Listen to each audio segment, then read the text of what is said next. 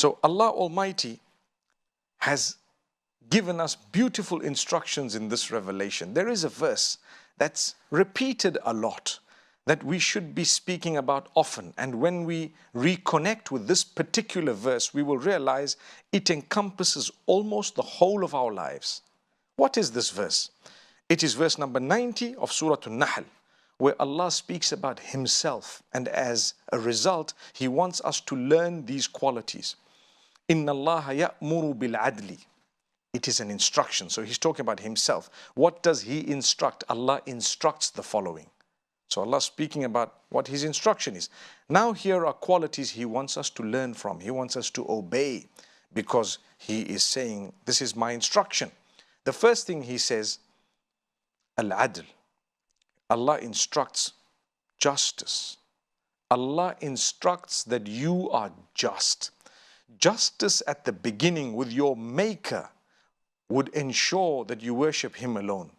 No one besides He who made you deserves to be worshipped. That is the highest form of justice, is to offer worship where it is belonged only, nowhere else. But by extension, justice refers to everything else to do with what is right and wrong, what is fair and balanced, judging between people. In a matter, you need to be fair, you need to fear the Almighty, and you need to be unbiased. So Allah instructs you to be just. Inna Allah ya'muru bil adli wal ihsan. He instructs you to be kind, to be good, to be kind. So that's the second in the order. You are just, and then you are taught to be kind. Wa ita'i dhil qurba.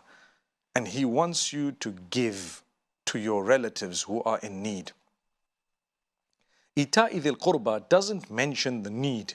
It just mentions giving the relatives. But what's understood is, yes, exchanging gifts may be one thing, but more importantly, when people related to you are in need and you have a little bit excess from what you need, Allah expects you to reach out to them and give. Don't be miserly. Why? Because Allah gave you what you have. In the first place, He wants to see, do you give others in need? And Allah Almighty thereafter says, وَيَنْهَا عَنِ الْفَحْشَاءِ وَالْمُنْكَرِ وَالْبَغِي. Allah Almighty prohibits. He has warned us through a prohibition of three things. That doesn't mean that there are only three things in the list of prohibitions by Allah, but in this particular verse, there are three things being mentioned. وَيَنْهَا عَنِ الْفَحْشَاءِ. Allah prohibits immorality, anything immoral. We shouldn't be looking at others with an eye of belittlement, thinking that these people will never come to the right path. Perhaps their struggles, who knows? Allah knows them. And this is why Allah says, يَنْهَا عَنِ الْفَحْشَاءِ. Allah prohibits immorality of all sorts. That would include adultery, it would include pornography, it would include nudity, it would include so many other things based on the Islamic understanding. So, if a person is on a very high level of morality, he will definitely, or she will definitely achieve a sense of comfort, a sense of fulfillment, a nur or a light that comes from their face, because Allah promises you that. And they would achieve the happiness, the contentment that comes with it. May Allah subhanahu wa ta'ala grant us every goodness. So Allah says, يَنْهَا عَنِ الْفَحْشَاءِ وَالْمُنْكَرِ.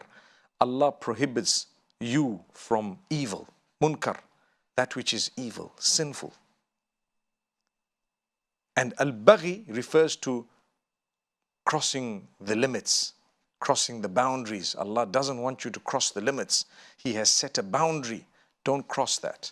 You know, it's called transgression. Do not transgress. Don't go beyond what Allah has ordained. So if you are going to protect yourself from immorality, evil, and transgression, you have succeeded. That's Allah. Allah has promised you and guaranteed you that you save yourself from immorality, evil, and transgression. MashaAllah.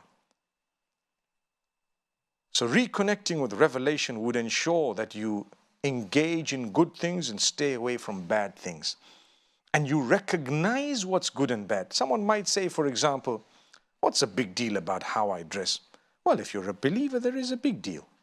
If you believe and you actually take the word of Allah as important, then surely it's a big deal.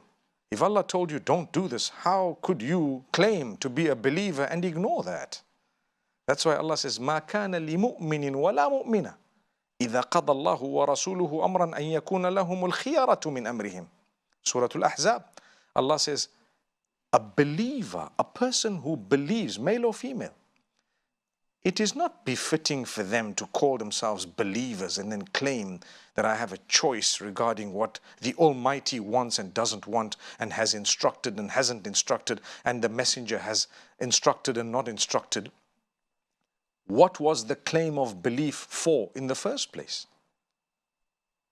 And remember, we believe that revelation was sent in order for us to be able to lead the best life in terms of quality, with the challenges and the hardships and the tests that are going to come in our direction. The Almighty will continue to keep us afloat and keep us happy and content and smiling all the time.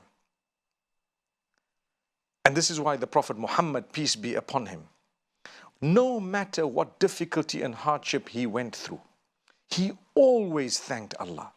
It could have been worse. He was always grateful to the Almighty, and he never complained to the Almighty about the hardship that he was in. So we ask Allah Almighty to grant us from His goodness, and Allah Almighty definitely says that those who believe, male and female, and those who do good deeds, male and female, Allah will grant them a good life. فَلَنُحْيِيَنَّهُ حَيَاةً طَيِّبَةً, a good life. And in the hereafter, paradise awaits them. May Allah grant us goodness in this world and the next. أقول قولي هذا وصلى الله وسلم وبارك على نبينا محمد.